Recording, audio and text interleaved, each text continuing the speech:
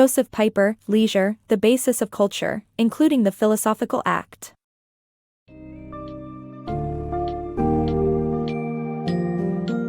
Dive into the fascinating world of Leisure, the Basis of Culture, by Josef Pieper and uncover the shifting dynamics between work and leisure from ancient Greek societies up until the modern era. Discover how ancient Greeks revered leisure as the center of life, while the concept of a total work came to dominate in the 20th century.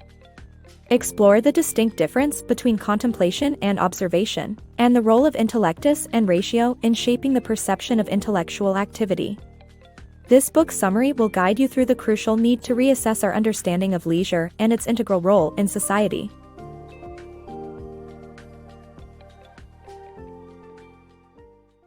The evolution of work and leisure.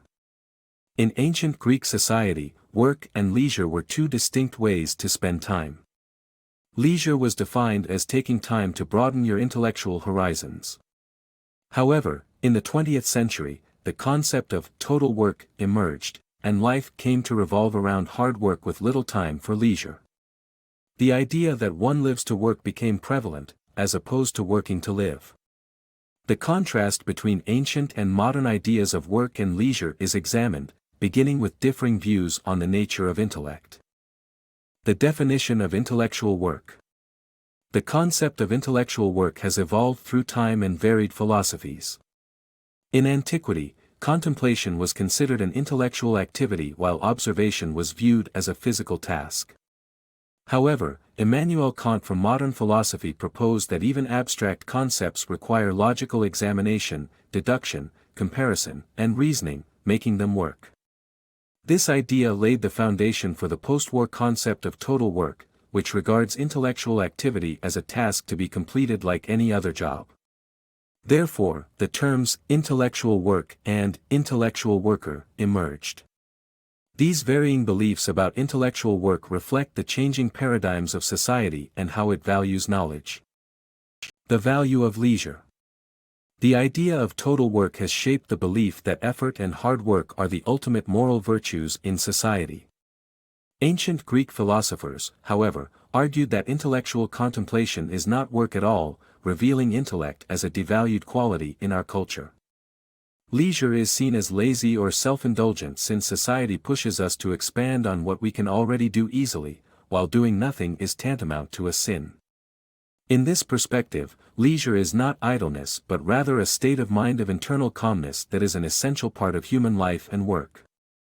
By reintegrating leisure into our lives, we can escape the oppressive expectations of total work that require us to be workers every hour of every day. Leisure for all. The concept of workers needs to be redefined to provide leisure to all workers, not just intellectuals. To achieve this, the contrast between an educated individual and a laborer needs to be eliminated, and everyone should receive the same benefits, including financial security and adequate leisure time. Currently, a proletarian is forced to work, which impacts their ability to enjoy life. However, freeing these workers from the restraints of total work is not easy and faces obstacles. The lost art of leisure. Ancient views on leisure are contrasted with the modern attitude of total work, which offers no time for leisure. Leisure was once integral to daily life and divine worship, but it has now lost its value and is seen as laziness. Our understanding of purpose in a materialistic world is poor, and our free time is used as recovery days for work instead of meaningful leisure. The author argues that society needs to relearn the value of leisure and enjoy it as time with inherent value, dedicated to worship and celebration.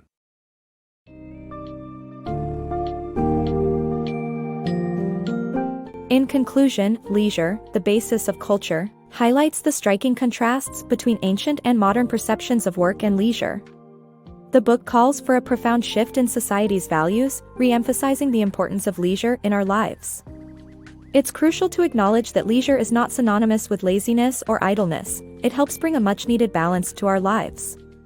Regaining a true understanding of leisure can liberate not only intellectuals but also workers in all industries from the constraints of a total work. This paradigm shift can create a more fulfilling and harmonious society, enriching the human experience for everyone.